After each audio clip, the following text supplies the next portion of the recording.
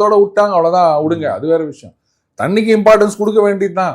இன்னும் எலெக்ஷன் வர நேரத்துல அண்ணன் வந்து மரம் மாடு தண்ணி இப்படியே சொல்லிட்டு இருந்தாருன்னா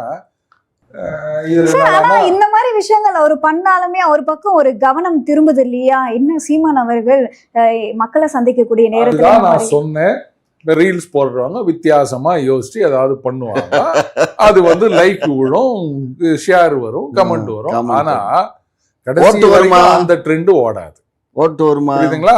ஏன்னா அதுக்கப்புறம் வேற ஒருத்தன் யோசிச்சு வேற ஒண்ணு போடுவான்.